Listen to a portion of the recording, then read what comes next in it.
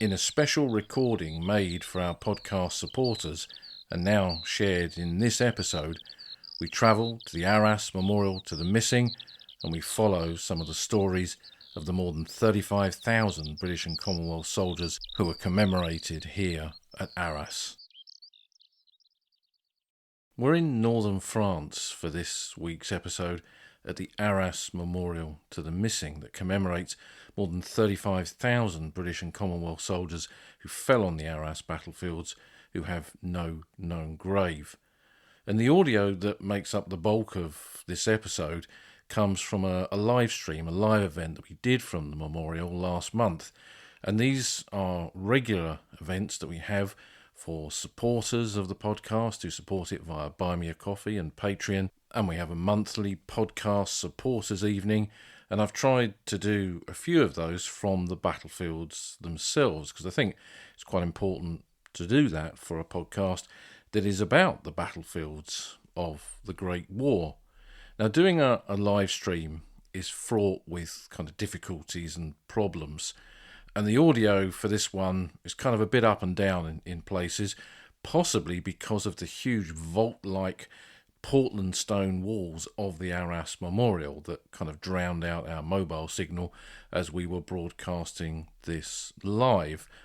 And it gives it that edge of being a live audio. So it won't be perfect, it won't be studio quality. And we're perfecting the ways that we're doing these kind of live recordings all the time and learning lessons from them. And using some quite cutting edge, up-to-date kit, but sometimes doesn't always work well with the live nature of it. But I think there's something quite important about recording on the ground itself, and that's something that I want to continue to develop, not just with podcast supporters evening, but with the podcast generally as we move forward, now being as we are beyond our 5th year. Quite incredible, really. Anyway, I hope you will find the stories that are in this episode of interest that cover quite a range of different things as we walked and talked round not just the memorial itself, but also the Faubourg cemetery that is right next to the Arras Memorial, and that being in a kind of more open space. I think the audio is slightly better for that. But I wanted to also add not just a kind of intro to the live audio itself, but a little bit more, because we also made, before we did the live stream, we made a video for the Old Frontline YouTube channel, and that is now online, and I'll embed that with the web page for this episode and put a link to it in the show notes as well. And that takes a number of different elements of what we did for the live stream, which you'll hear here, and turn it into a 14-minute film. And one of the things that we discussed in that we didn't do in the live stream was talk about identity discs, dog tags of the First World War.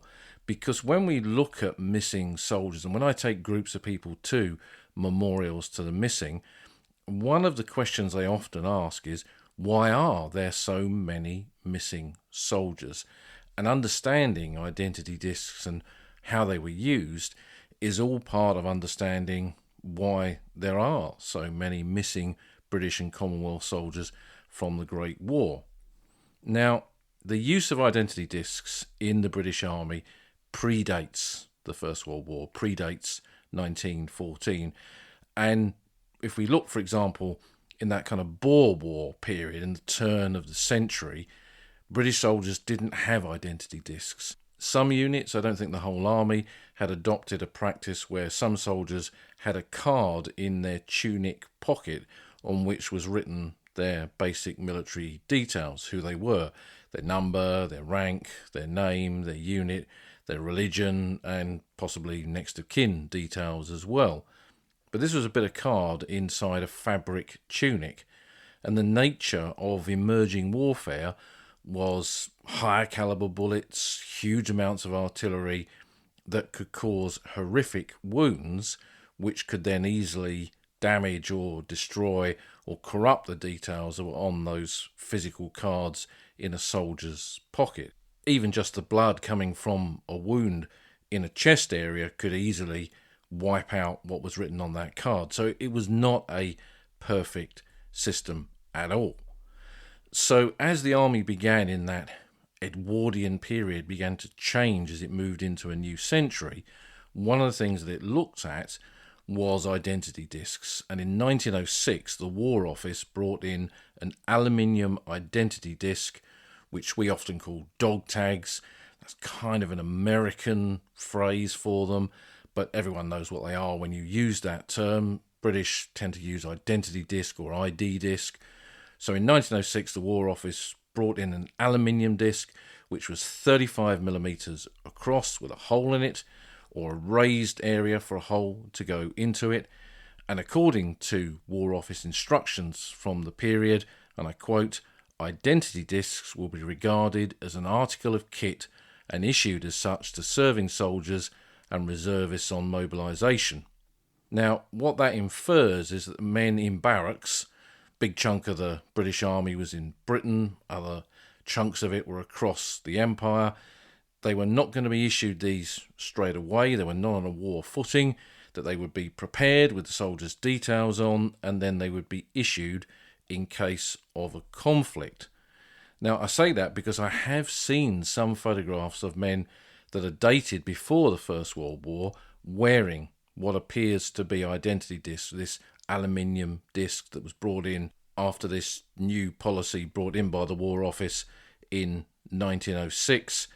And it's possible that soldiers in places like India, South Africa, Gibraltar, Malta did actually have them issued before the war itself, but they were always there in stores, ready and waiting.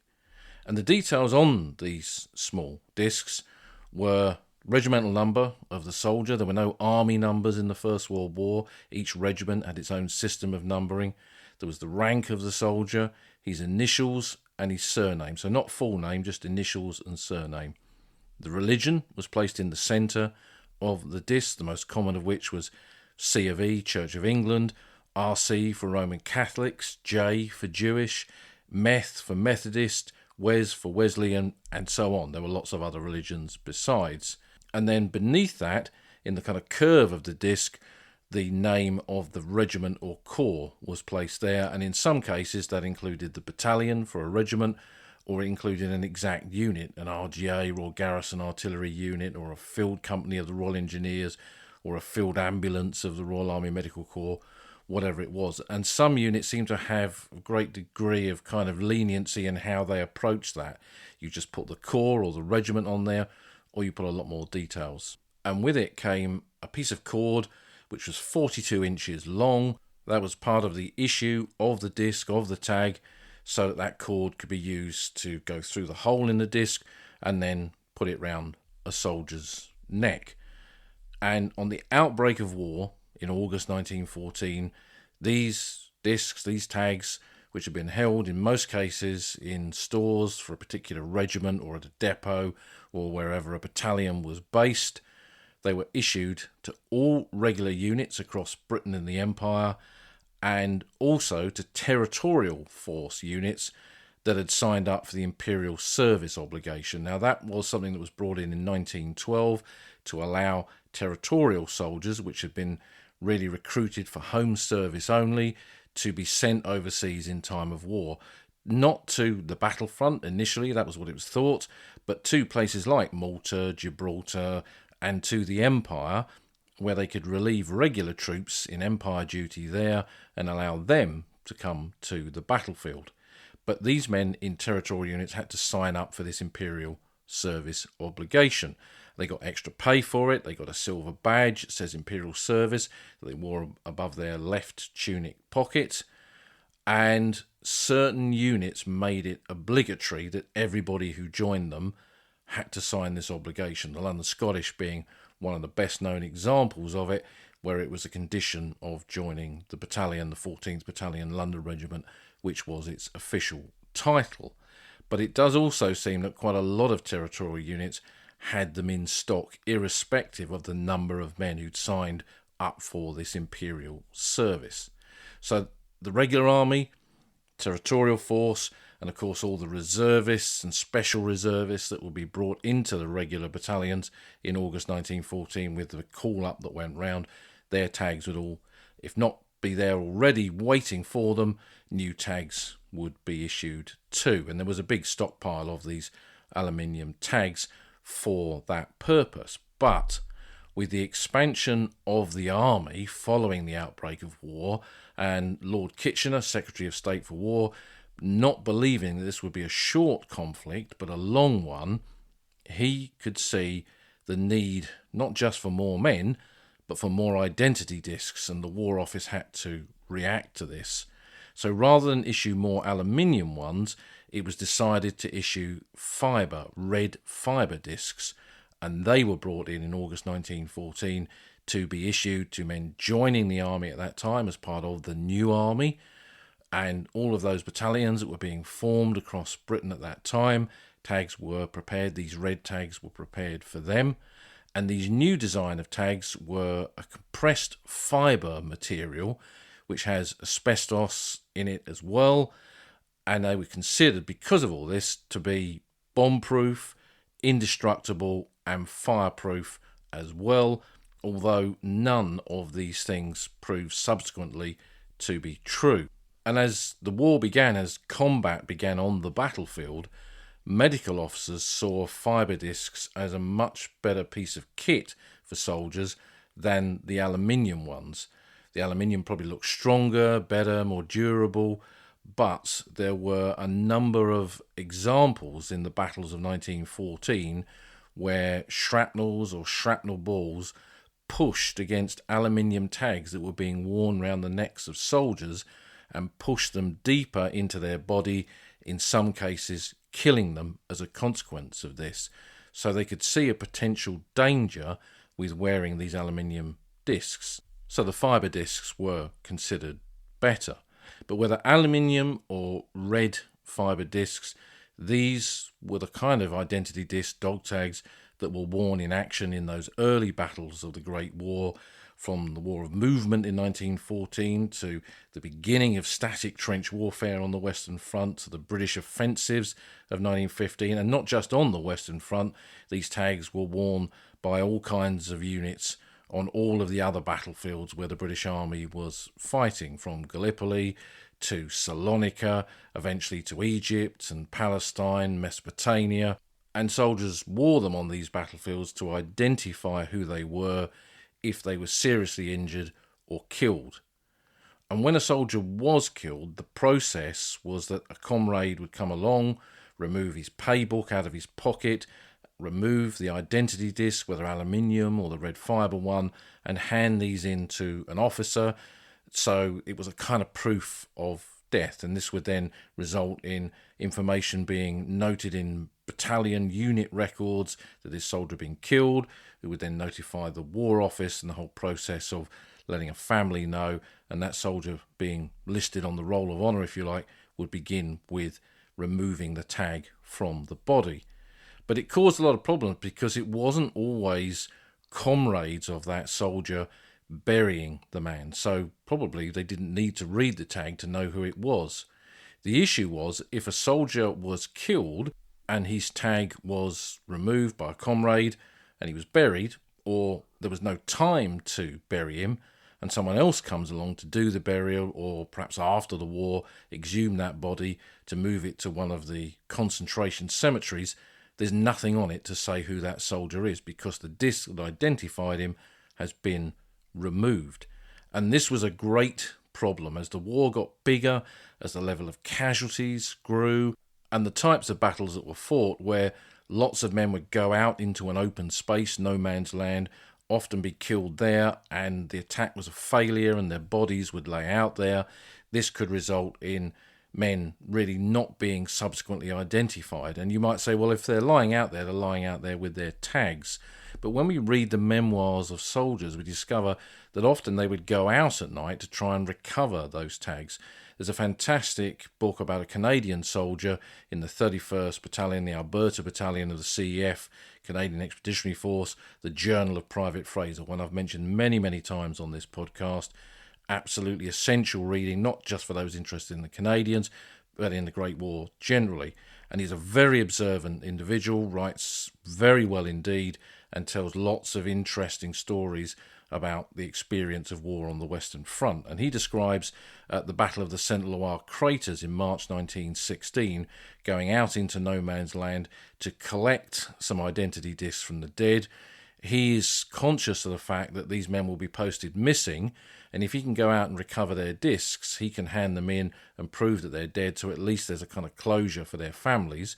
So he gets permission to go and do this. He goes out to recover some of the discs, puts them in a little bag, and while he's doing it, they come under shell fire. The bag is dropped and takes a direct hit, and all of the tags are destroyed. And again, that meant that the men now lying out in no man's land of the battlefield of the Saint-Loire craters, there's nothing on them to say who they were. So if their bodies were recovered after the war or many decades later by archaeologists, there's nothing on there to say who they might have been. And in 1916, as the war moves on, you see the beginning of soldiers buying their own identity discs and having them made. And the most common one is a copy of a French disc, a kind of oval aluminium disc, which was normally worn on the wrist, attached to the wrist by a small chain with a little fastening. And the soldier, again, would put those kind of basic details, number, rank, initials, surname, religion, and then unit.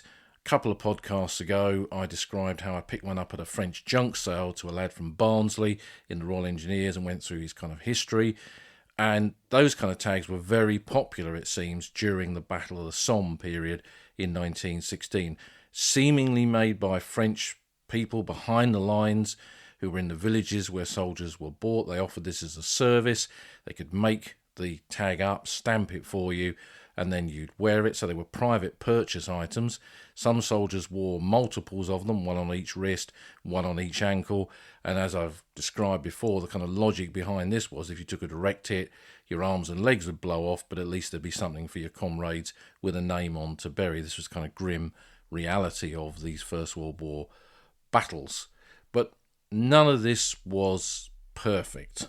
And a gentleman called Fabian Ware, who was a member of the British Red Cross and had been on the front since almost the beginning of the war, had seen the reality of the conflict, seen the kind of problems with the recovery of bodies and the burial of the dead, and was now part of the emerging Imperial War Graves Commission that would be made into an organisation in 1917, approached the War Office with the idea of them adopting a two-tag system, which was something the French army had already put into place. But his system was again to use fibre tags, not metal ones, which is what the French were using. And these tags would retain the red tag, which was already there. There was vast numbers of them, no point in inventing a new one, but add a second tag, which was green in colour, octagonal shape, repeats the same details about the soldier, and then they would be worn with the octagonal tag closer to the neckline, and then the red tag dangling on a separate piece of cord beneath it, attached to it, so that in combat on the battlefield, when a soldier was killed, a soldier could open up his uniform and his shirt, see the red tag dangling below, tear that off, hand that in, and the green one would stay with the body.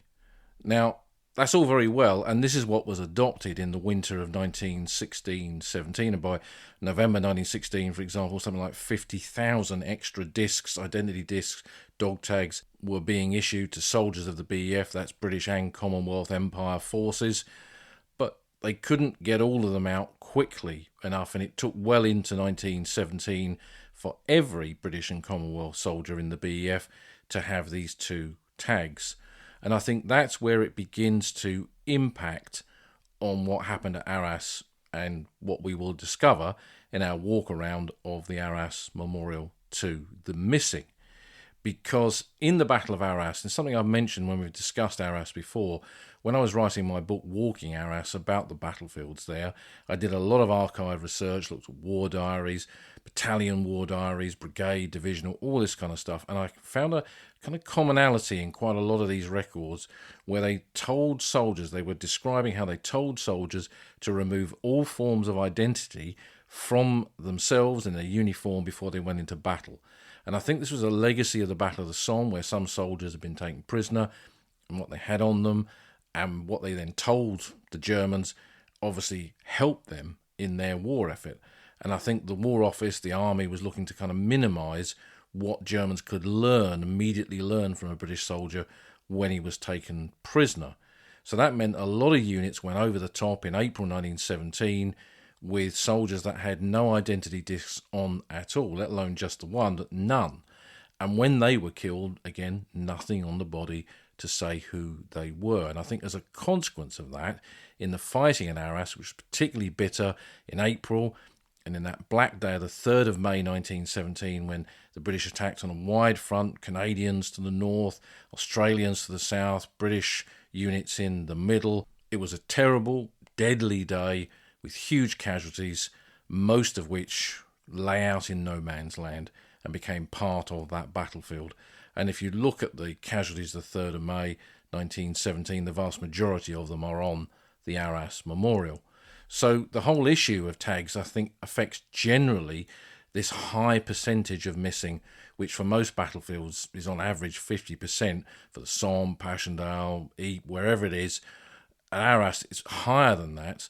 It's difficult to quantify exactly how much higher, but it's certainly higher when we look at specific days.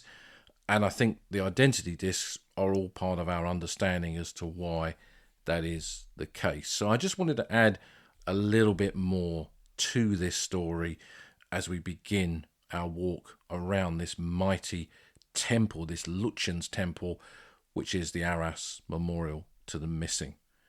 So we've touched on the subject of identity disc dog tags before. I hope that's added a little bit more to it. And for now, we're going to pick up our virtual pack and our boots, and we're heading off to the battlefields at Arras.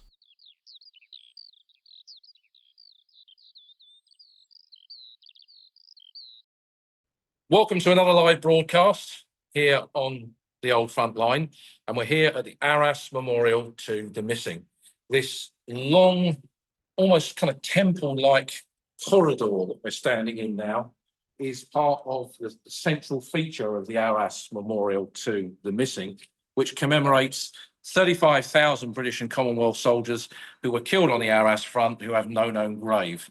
Now, this became a British sector in 1916 when the British Army began to extend its line south on the Western Front. And it took over the area around Arras from the French, and it became a really important part of the British sector of the Western Front, with almost every unit that was here, probably every unit, in fact, passing through Arras at some particular point.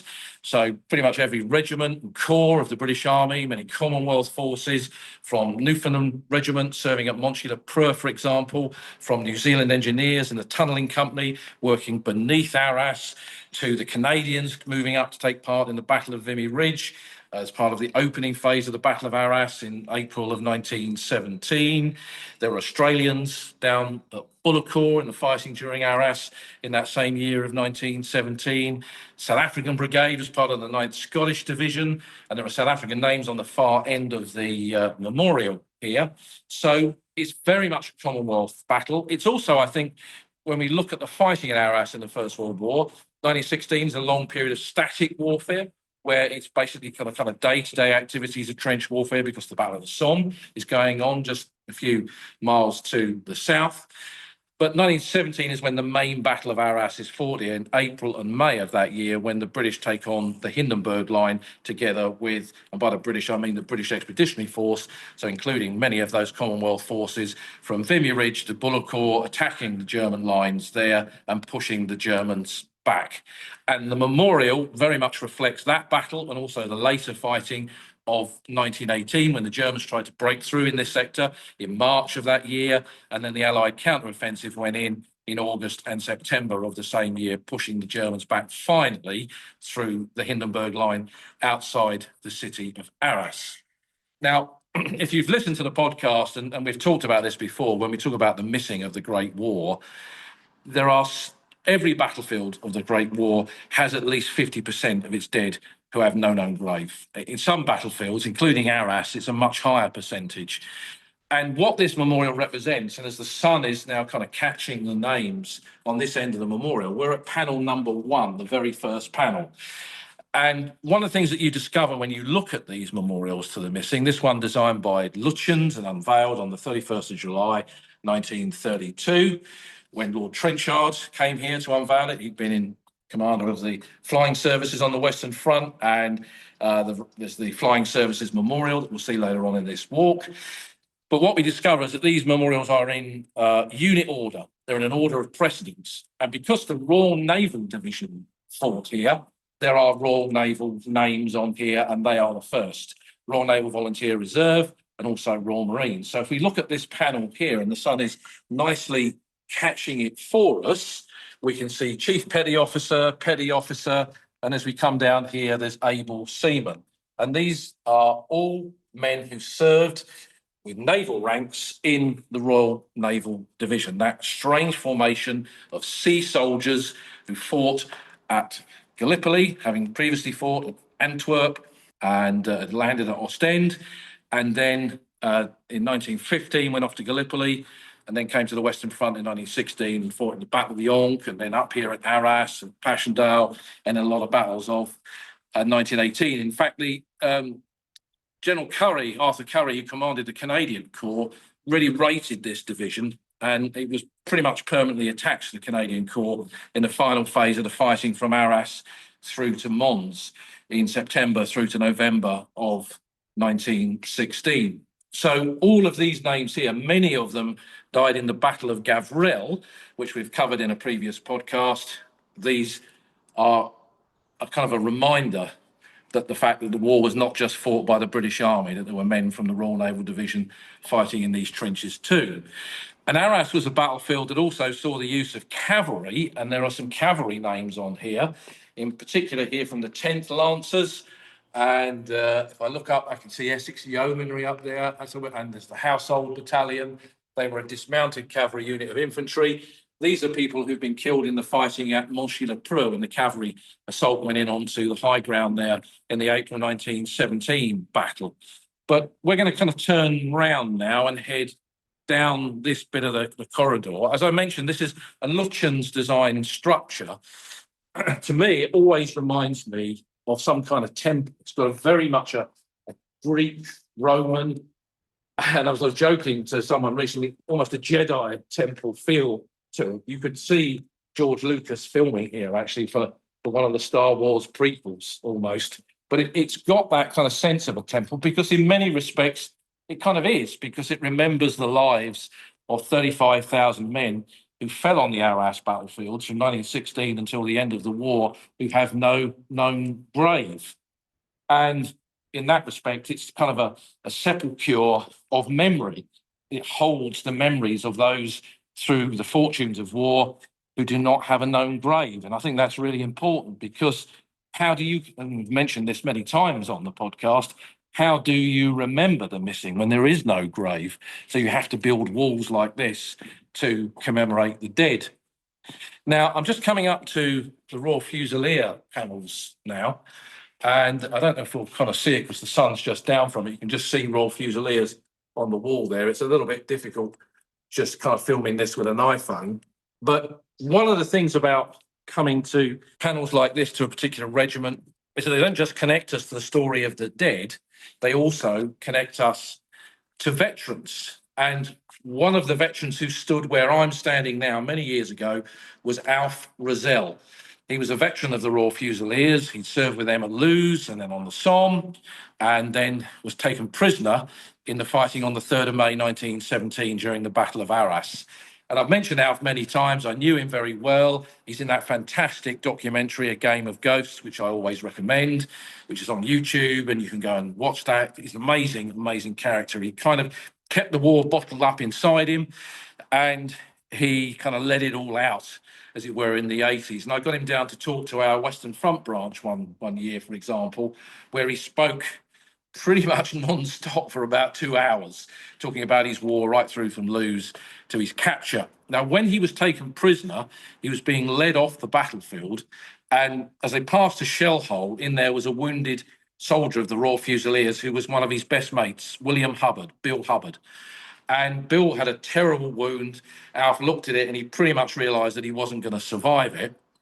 And he tried to get the German soldiers who'd been taken in prisoner to allow some stretcher bearers to come up, or perhaps they'd move him away.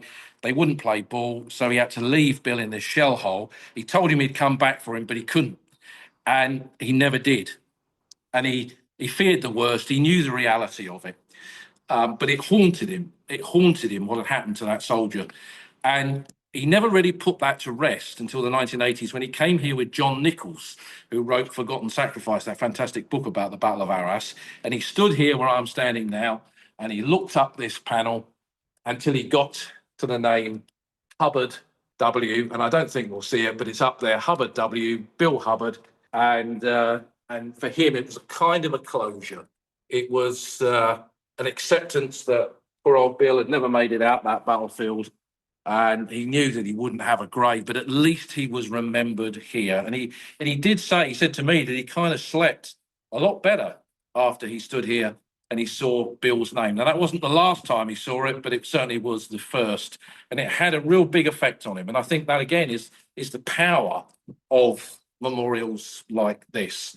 And that story was picked up. It was in Game of Ghosts. It was picked up by Pink Floyd, and they did a video called The Ballad of Bill Hubbard, which, again, if you want to see that, you'll find it on YouTube. It's not my kind of thing, but nevertheless, it's interesting to see how these stories of the Great War affect people. So we're going to continue with our journey. We're going to turn into this next section of the temple here. And as we walk along these panels, we're passing name after name of famous regiments that fought here at Arras. And what this memorial does as well is kind of give us an indication as to who was at Arras during the First World War. And like I say, you've got Naval Division names and all these different regiments of the British Army, artillery, engineers, medical corps, and then right at the far end, there are South Africans from the 9th Scottish Division commemorated there. That we're just coming up to now. This is the East Yorkshire Regiment, and they had 4 battalions that were recruited in Hull, 10th, 11th, 12th and 13th East Yorks. The Hull Pals, raised in Hull in 1914-15, went off to the Suez Canal, came back from Egypt, and then fought on the Somme. Were not in the action of the first day of the Battle of the Somme, but lost a lot of casualties at Serre on the 13th of November 1916, and then moved up to the Arras front and took part in the attack on Oppy Wood on the 3rd of May 1917, which was one of the worst days during the Battle of Arras. And although we can't tell just by looking at these names, if we analyse the register of this memorial, I think we would probably find that 85, maybe 90% of the men killed on the 3rd of May 1917 do not have a known grave, and they are commemorated here. Such was the kind of tragic nature of that attack, which mainly failed. But the Hull Pals got into Oppy Wood, there was furious fighting, and one of their lads who was killed and posthumously awarded the Victoria Cross was Jack Harrison, VCMC.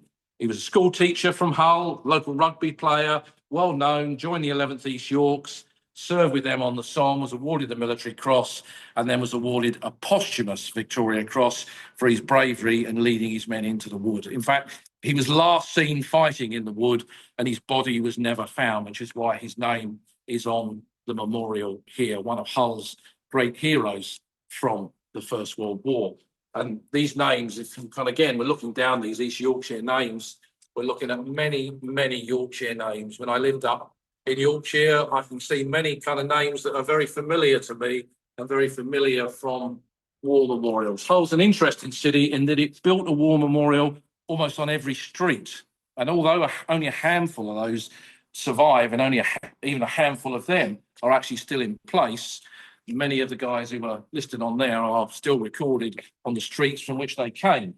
So we're going to walk down this next section of the memorial, because I remember years ago, John Giles always said, when you look at the war on the Western Front, he was the founder of the Western Front Association. When you look at the war on the Western Front, it's not just about the war in the trenches. You've got to look at the war underground, the tunnelers, and all that was going on there beneath the Somme and Flanders Fields and so many other places.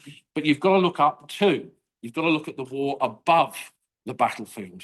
And here at the Arras Memorial, which we're just coming up to now, is this separate section of the Arras Memorial. And this is principally why Trenchard was here to unveil this memorial in 1932. they did a kind of a double whammy. They did this on the 31st of July, and then the Naval Memorial the next day on the 1st of August. And John will pan round now so you can see it. So it's a column on which are recorded nearly 1,000 names of those from the Royal Flying Corps, the Royal Naval Air Service, from Commonwealth nations who contributed pilots to those services. I think there's a few Australian names on there of people that were with the Australian Flying Corps on attachment. And then the Royal Naval Air Service and the Royal Flying Corps were combined to make the Royal Air Force on the 1st of April 1918. And on the far side of the memorial, which we'll walk round to now, are those names. So it's very much the Air Service's memorial. And these are men, through the reality of the kind of combat that they were in these very basic aircraft, which caught fire very easily and would be knocked out of the sky certainly by 1917, during what was called Bloody April, when the Germans got the upper hand and they were able to shoot British aircraft out of the sky, not just on a daily basis, but almost in some cases on an hourly basis. The casualties were very, very high indeed. And if you drop from a great altitude on fire, which many of these aircraft did, I mean, we won't dwell on this, but you can imagine the outcome and what that did to the human form, which is why so many of these men are commemorated here with no known grave. And it includes a lot of aces, included decorated aces. So Lano Hawker, VC, is on here. He was the first Royal Flying Corps pilot to shoot down an enemy aircraft in 1915 over Sanctuary Wood. His victim, Hans Rosa, is buried in Sanctuary Wood Cemetery. And John's just panning up to the top of the memorial there, where Major Edward Mannock is commemorated. Mick Mannock, one of the great British pilots of the First World War. Very humble man from humble beginnings. His father was a sapper in the Royal Engineers. He was born in barracks.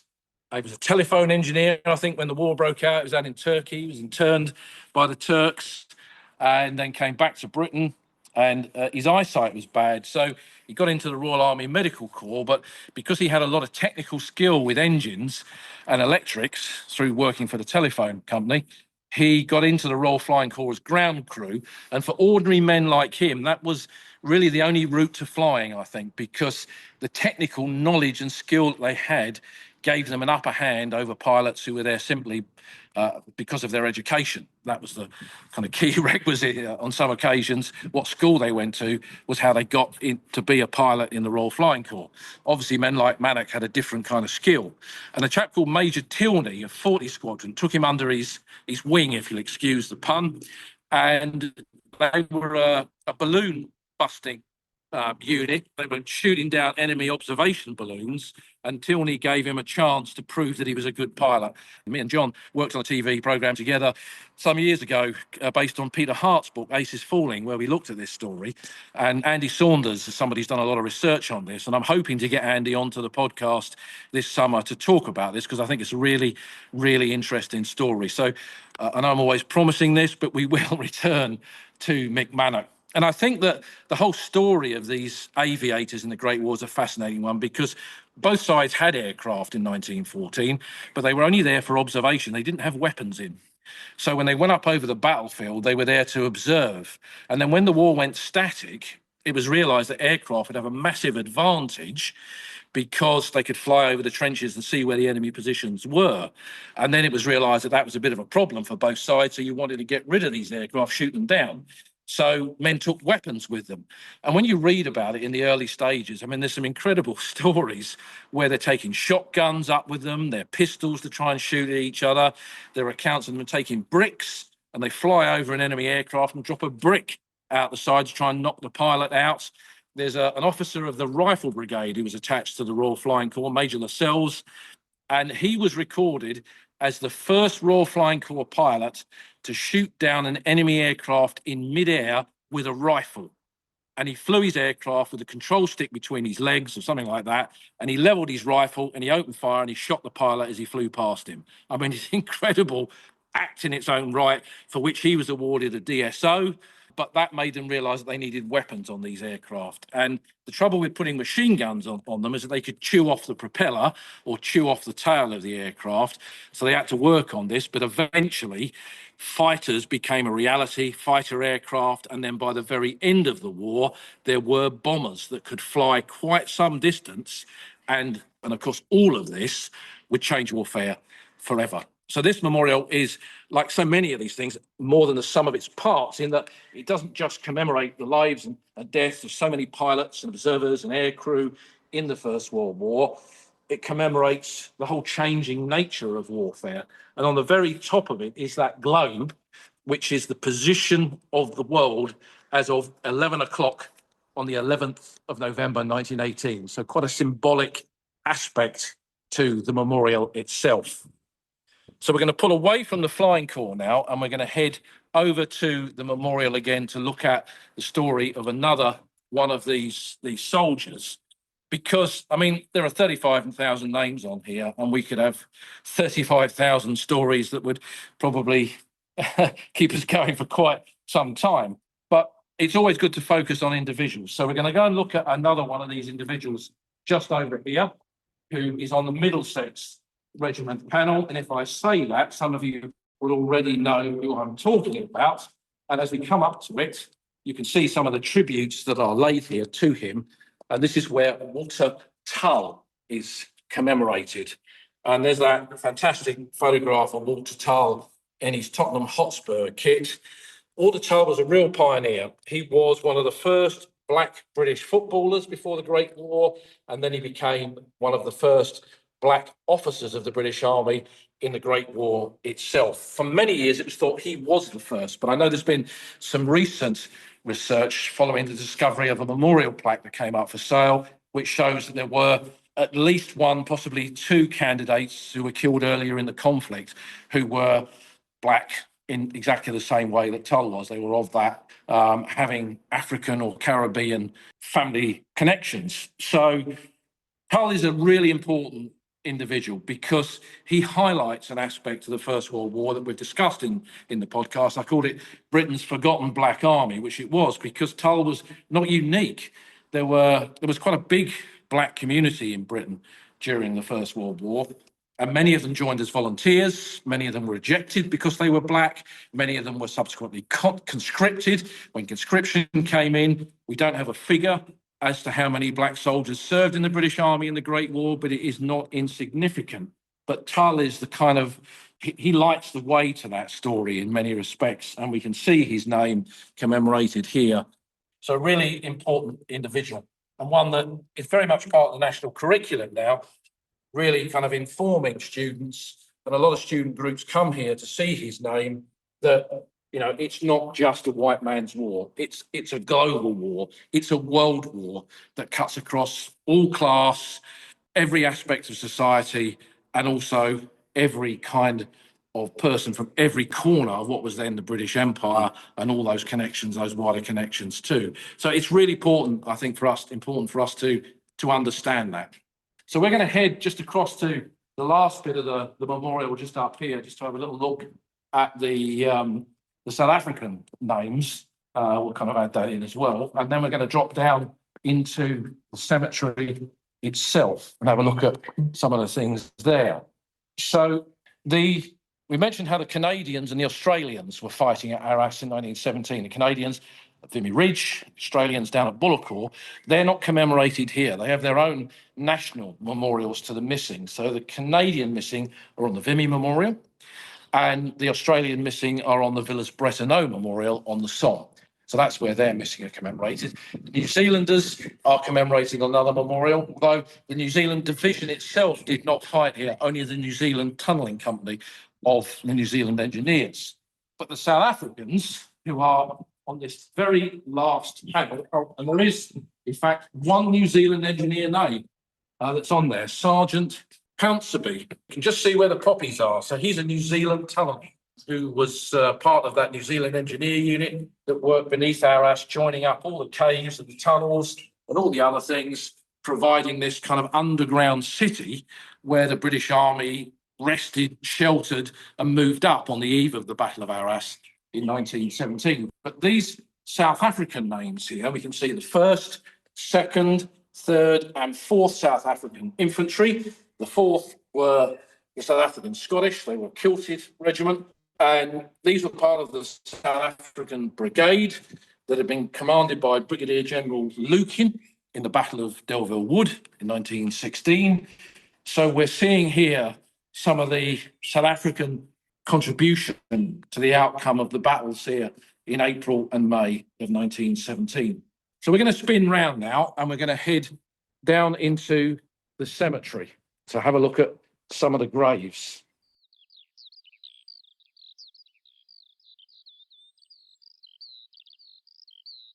Now, this first bit is part of the section where the Canadians are buried from the battles of 1918.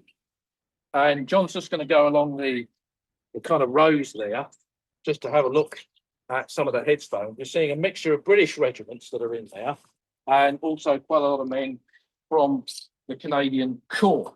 And these are men killed in that kind of final offensive of 1918. And we're going to walk down the road there and we see quite a mixture. I can see another New Zealand engineer, Poppy on the grave just here. They were here for a big chunk of the war beneath Arras, not just working on the tunnels, but dugouts too. And we're coming along the line of maple leafs here from 1st Division, 1st Canadian Division casualties from March 1918. They were brought up to the Arras front to help stem the German attack here. And then in the other rows, there are from some Canadians from August and September of 1918, when they attacked over Orange Hill at Monchy and onwards beyond towards the DQ line, the Drocourt-Quéant switch line. But there's a grave over here that we're going to go and have a look at because it still has its original grave marker on it, which we'll go and have a look at, which are quite rare in these Commonwealth cemeteries. And we're coming into a section of the cemetery. Now, this is quite a big cemetery, as you can see. It's kind of largely in date order, with the original graves from 1916 towards the back of the cemetery, and then coming through to 1918 here, although we're in a late 1917 plot. And we're going to go and see the grave of Major Sinclair of the Royal Garrison Artillery. Now, the heavy guns, the RGA, they had 6-inch guns and above, so the big guns are fired over quite some distance.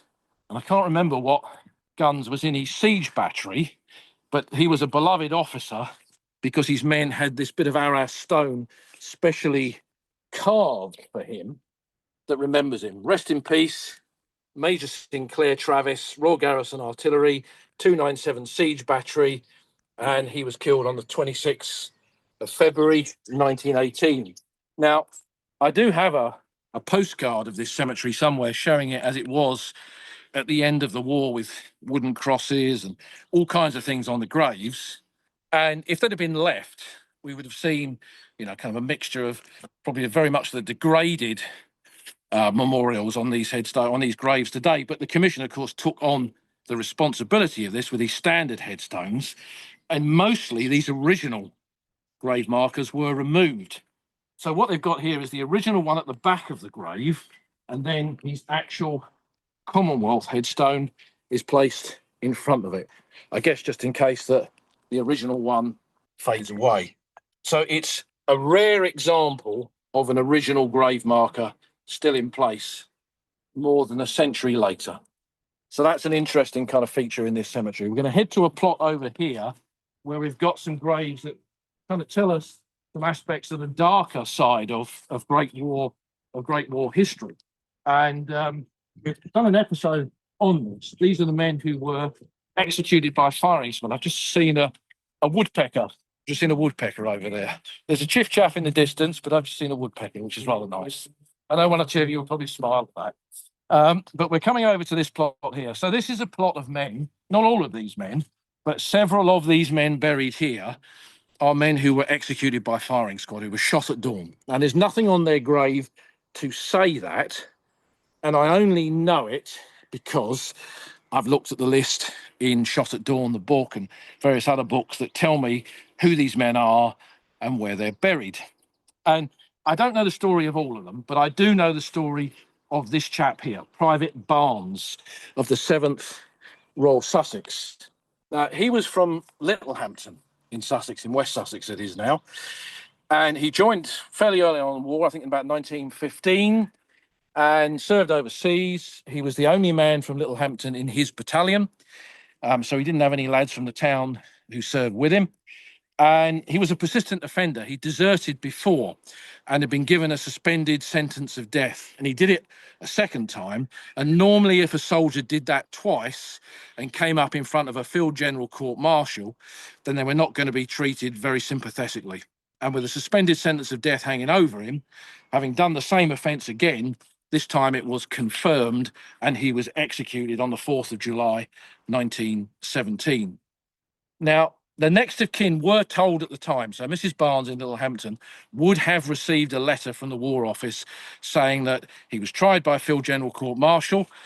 The sentence was death. That sentence was confirmed and duly carried out on the 4th of July, 1917, blah, blah, blah. So the family knew, but whether they shared that with anyone else is another thing, of course. And I know in the case of Mrs. Barnes, just after the war, a local priest came round in Littlehampton. He knocked on the door of every family in the town, every house in the town. And he asked them, did you have a son, brother, husband, who died in the Great War? And Mrs. Barnes said, yes, my son died in the Great War. So his name was added to the Littlehampton War Memorial because no one knew what his fate was apart from her. Now, there was another Sussex lad from East Grinstead who had been executed, and in that town it was well known that he'd been shot, so they didn't add him to the War Memorial. So that didn't happen there. So I don't think this is any kind of reflection on the family or anything like that, but I think it shows it's an interesting side, as I guess, as to how these families had to cope with loss, surrounded by people who'd lost sons, killed in action, died of wounds, killed in bayonet charges.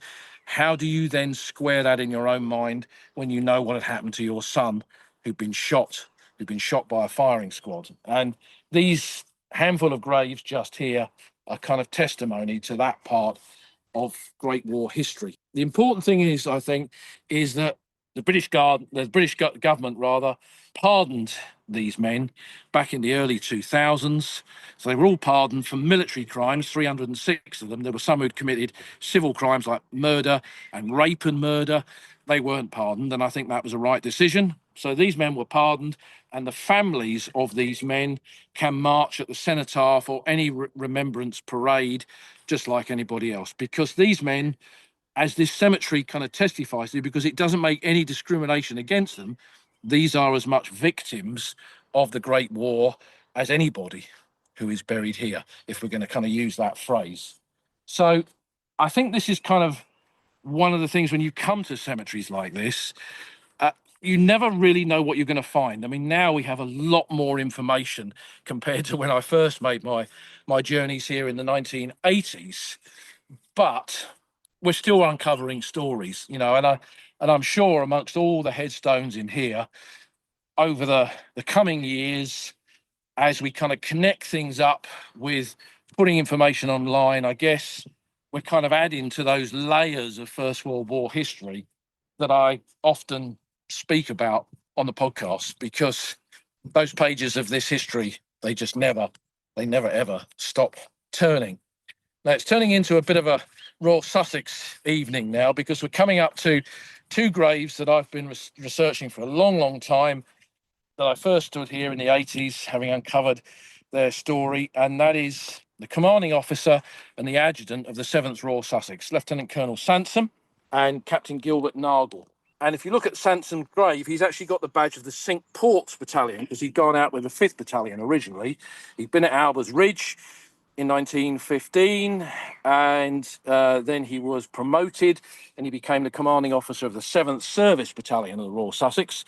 Gilbert Nargle, who's buried next to him, he was an Anglo-Irishman. I can't remember what his connection to Sussex was, but he was an original officer of the 7th Royal Sussex. and then he became the adjutant, which is kind of like an executive officer, I think is what the Americans would call him. He did the paperwork, he wrote the war diary, he did the Part 1 and Part 2 orders, promotions, demotions, and all that kind of stuff. And these two lads were in a dugout, a captured German dugout. It begins to sound like a Wilfred Owen poem. A captured German dugout up on Infantry Hill at Monchy-le-Preux, just east of Arras. And there was a big bombardment going on with a lot of star shells, and it was like a fireworks display. And they came up the steps of that dugout to look at it when a German shell pitched out the darkness and landed right in front of them and killed them both instantly. And the lads brought them back all the way from Monchy to here to be buried side by side. Now, Colonel Sanson, when we look at his grave, and we go back to that for a minute, he's not a youngster. He was aged 50. And he lay dead on the steps of that dugout with a telegram in his pocket from the War Office telling him that he'd been told that he could return to Britain, return to Hastings, where he was headmaster of a school, take up his headmastership again and go home. But that was never, sadly, never to be, because his war ended at Monchy in 1917. Okay, so what we'll do, we'll go a little bit further into the cemetery, and I'll point out a couple of other things I can just see. I mean, it's one of those things where kind of every time I come here, and I honestly, I don't know how many times I've been to this cemetery. The first time was in the mid-80s. I've probably been here, I don't know, possibly hundreds of times on Ledger Battlefield tours, and I've brought a lot of families to this site to see names on the memorial or graves in the cemetery here. And it's an important battle of Arras Cemetery, this one, Faubourg d'Amiens. Faubourg d'Amiens, Amiens is a city on the Somme, which is kind of that way. And this is the district of Arras that faces towards Amiens, which is why it's called the Faubourg d'Amiens. But we're just going to drop into this row here, John, because kind of tapping into what we were speaking about with Walter Tull, there's a row of men here from the British West Indies Regiment. So these were Jamaicans and Trinidadians who had joined the British Army in a British Army regiment, specially formed one, the British West Indies Regiment in 1914. They had flocked to enlist because they were proud of who they were, proud to serve the mother country as they saw it, and proud to do their bit, to fight. They wanted to fight, serve on the battlefield, and fight with distinction. But when they got to the Somme in 1916, there's a picture of them holding Longley Enfield rifles. I think we showed it in the last talk that Beverly Palin gave. And they were photographed with those rifles. The rifles were taken off them and they became Labour troops. So there was a kind of betrayal there in their mind that they'd come to fight, but the British would not let them fight. They did not. There was this mentality in the hierarchy of the British Army and of British society that black men should not be allowed to fight and kill white men in Europe. That was the view. That's not my view. That's the view of more than a century ago. So these men were robbed of their chance on the Western Front of fighting, but nevertheless played a major, major role in the infrastructure behind the lines. So their job was to bring up supplies, ammunition, work with artillery units to bring the shells up to the gun sites and do all that kind of really important infrastructure work that then led to success on the battlefield itself. And in doing so, it was risky. Men got killed. And that's what this row of graves are. All killed on the 10th of May 1917 when they were working on bringing up ammunition towards the forward part of the battlefield here on the Arras sector. And you don't have to go very far on the Western Front to find graves of these British West Indies men. So it's a really important part of our understanding. So we're going to head a little bit further into the cemetery. And again, one of the things about the Faubourg d'Amiens cemetery when you wander around it is there are only a handful of unidentified soldiers in here. So what that means is that most men are identified. If we look at these headstones, we know who it is. We know it's Billy Brown or John Smith or whatever it is. And in that, we know what regiment they were with when they died and where they died, what their background was, and who the kind of people that they were, where did they come from, what did they do? And in that, it's really important because what it does is it gives us a really important indication of the type of men that came to fight at Arras during the First World War. So this cemetery is symbolic in so many ways, and that it represents the British and Commonwealth forces in a big picture in terms of who came to Arras, who did their duty at Arras, and what happened at Arras during those years of 1916 to 1918 when the British Army, when this was part of their front. And like I said, it was a really important part of the British front. And just like at Ypres, there was a British community here. We had Caitlin DeAngelis on the podcast some time ago talking about the war graves gardeners and what happened to them in the Second World War. And there was this community of them at Arras. There's a plot of British graves in the Arras Civil Cemetery. And there was a war graves office in the centre of Arras, right by the railway station that people went to. So while I guess today we see Ypres, to a lesser extent, perhaps Albert, as the kind of hubs that we go to visit the battlefields of the First World War, just like Arras being an important sector during the conflict itself, in the post-war, in the interwar period, it was really important too. And I think, some of that, we often describe Arras as a kind of forgotten battlefield of the First World War, but it's an important one. And there are some books out there, and if you go back through some of the podcast episodes on this, Arras and the Day is a good example, you'll see some kind of heads up to that. But we're going to go down this row here, and I know some of you will be interested in these Tyneside Scottish graves that are here, because the lads in Tyneside Scottish, having fought on the Somme, an original member of the Tyneside Scottish there, Private Kemp, his regimental number 96, they moved up and took part in the Battle of Arras in April and May of 1917. But there's a very unusual grave up here that we're going to go and have a look at, that again gives us an insight into another nationality, another culture, another representation of military service in the Great War, and that's a grave of an unidentified Imperial Russian soldier. And we can see he's got a very different kind of headstone. And I came across this story many, many years ago. So we've got Lieutenant Colonel Sansom and Gilbert Nargle back there. There's a really good battalion history of the 7th Royal Sussex, which I bought in the 80s. And I was reading that, and there was an account in there in early 1917 where they were holding the line just outside of Arras, and two men came at them in the darkness across no man's land. And the Lewis gun post that was there called out whatever the password was, and some language came back which they thought was German. So they opened fire, killed one man, and seriously wounded the other one. And when they dragged the bodies in, they discovered they weren't Germans, they were Russians who were prisoners of war captured on the Eastern Front and who had been working on the Hindenburg Line and had escaped and somehow got through the German trench system and got across no man's land. And sadly, they'd killed one of their own allies. And I read about that thinking, crikey, what a story. And then a few weeks later, I came here and I just happened to be walking down here and I saw this different shaped headstone. I thought, what's that? And I walked to it, and lo and behold, it's exactly the same date.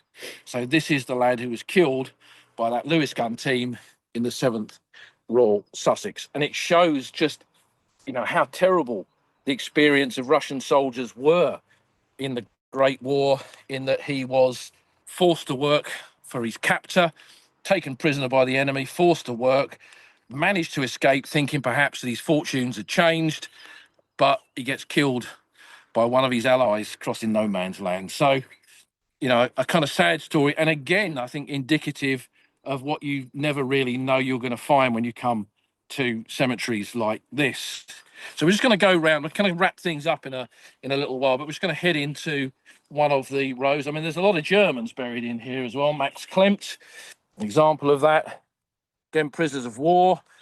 There's a plot just behind us there. John will pan round so you can see it under the tree. Those are German prisoners of war who died of influenza, I think, just after the conflict. There's an Indian plot here as well of men from the Indian Labour Corps who did such important work behind the lines in 1917-18. Some of these are from the Indian artillery. But there's a few Labour Corps, I think, in the other plot just back there. And I'm just going to come into this final plot of grave. We're coming up to where this cemetery would have been started in 1916 when the British Army took over this Arras sector. And I'm just going to walk down one of the rows. Now, there's a right mix of different regiments here because a lot of different units, including some that had just arrived on the Western Front, were moved into this Arras sector to take over from the French. I can see some men from the Royal Warwicks over there, which I know are Birmingham POWs, for example. They were up on this sector in 1916. But I'm just walking down here, and from the back here, you've got this fantastic kind of panorama of the Lutyens Memorial, showing that mighty kind of temple where the 35,000 soldiers with no known grave are immortalised on the panels in that white stone. So it's an impressive sight to be here on an early summer's evening with the bird song and surrounded by nature. And I'm just seeking out a particular grave as I go along here, because I know one of you is either listening or will watch this on catch up with a bit of a connection to it, because I think these journeys of remembrance they're really, really important. I think these journeys of remembrance, to come and visit the soldier, and here he is now, Second Lieutenant F.G. Smith of the Durham Line Infantry, who was killed in the Arras sector on the 8th of October 1916. And Peter, great supporter of the podcast. I don't know if you're listening, mate, or you might listen on catch up, but we've come to see him for you tonight. And I know that many of you have connections either to this cemetery or the panels on the Arras Memorial. But I hope this evening that this has been an interesting little journey round the names on the memorial, looking at those varied myriad stories of the Great War, and then coming here into this cemetery and talking about some of them as well, because it's so important to come here. And I know that many of you are on the far side of the world. You know, this is an international audience that the podcast has got, and you, the fantastic supporters, you're an international audience as well. Not everyone can come here and do this. And this is, I think, why it's important for me to kind of do this on your behalf, so you can experience a little journey, our own little private tour around these places together, because I think that is the essence of what the spirit, the culture, which I'm speaking about a lot at the moment, but the culture of the Old Front Line, I think, is really all about. These men existed in a world of comradeship, of mateship, depending on who they were. That was a really important part of their world, and it bonded them together. And I think that more than a century later, what we get from these men, what they did, what they experienced, what they gave, we get a sense of that too. And I think it gives us a degree of comradeship, of mateship, and I think that's really important as well. So, as always, thank you for joining me here on this battlefield visit tonight in Arras. And those of you who are watching on catch up, thank you for tuning in too. And thank you for joining us once more here on the battlefields. And until we meet again next time on the Old Front Line.